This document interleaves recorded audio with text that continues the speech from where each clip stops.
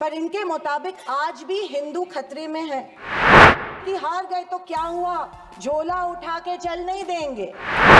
जो प्याज के बढ़ते दाम के सवाल पर कहती है कि दाम बढ़ते हो तो बढ़ने दो, मैं प्याज नहीं खाती। महानुभावों के मुताबिक देश आजाद ही 2014 में हुआ। आज जो भारत चांद पर पहुंचा उसकी नींव इसरो के रूप में पंडित नेहरू जी ने रखी थी।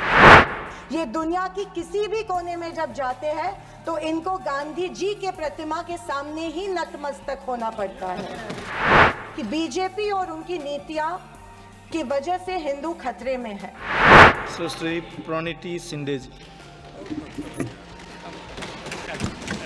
अध्यक्ष महोदय, आपने मुझे बजट के ऊपर बात करने के लिए मौका दिया, मैं आपका तहे दिल से शुक्रिया अदा करती हूँ।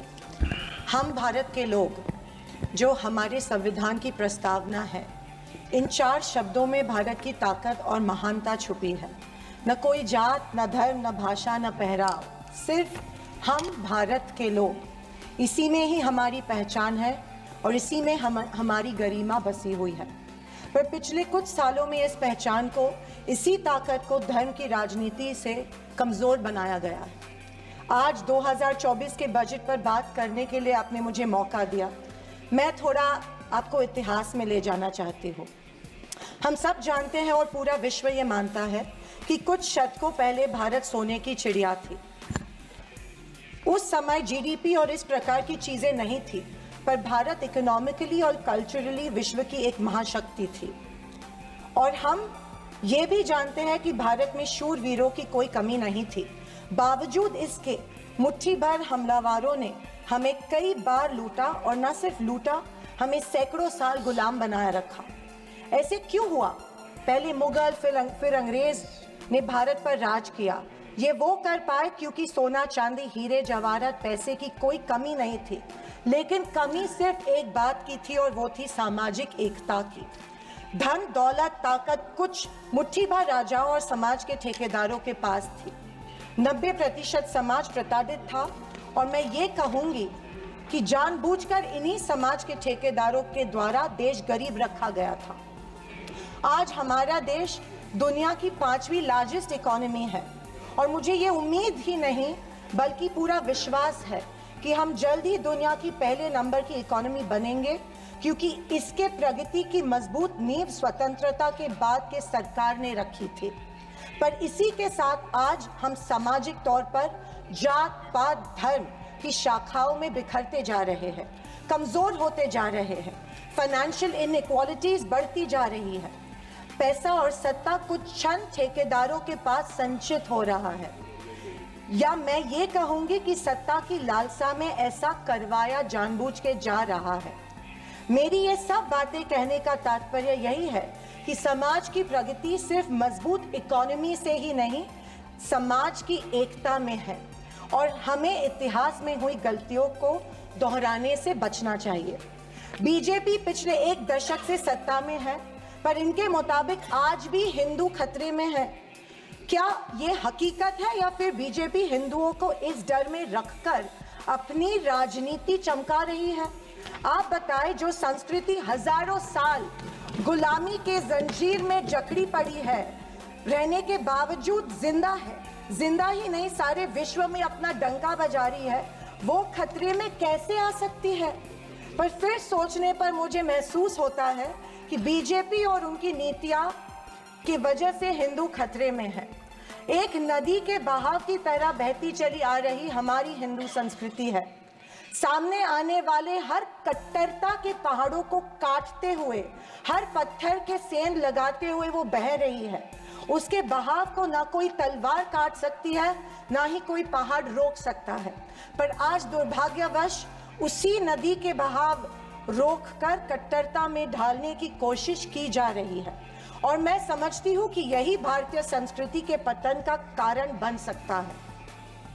अध्यक्ष महोदय, डॉक्टर बाबा साहेब अम्बेडकर ने बनाए गए संविधान के बदौलत पिछड़े और दलित वर्ग को आरक्षण के जरिए समाज में स्थान और सम्मान मिला, पर आज वह आरक्षण भी इनके नजरों में खटक रहा है। इसीलिए सभी सरकारी और निम्न सरकारी कंपनीज का प्राइवेटाइजेशन करके इनडायरेक्टली आरक्षण खत्म करने का षड्यंत्र बीजेपी कर रही है।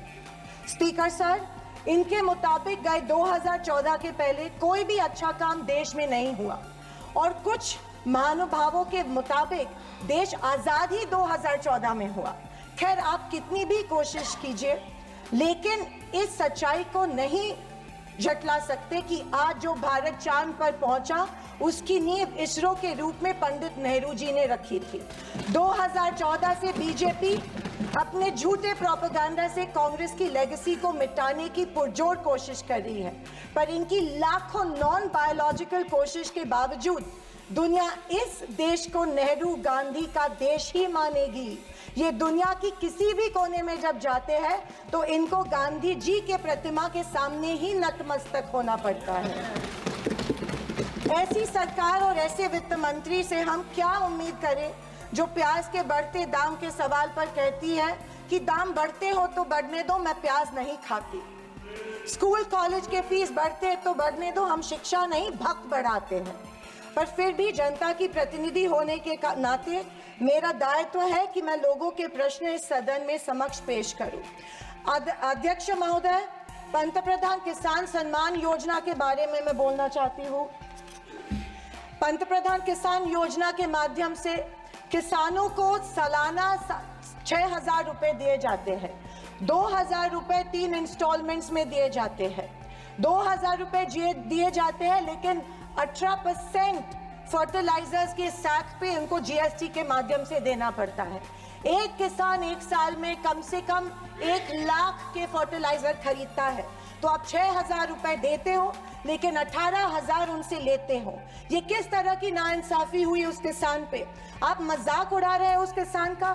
6,000 रुपए देते, 18,000 रुपए जीएसटी के माध्यम में से लेते हो।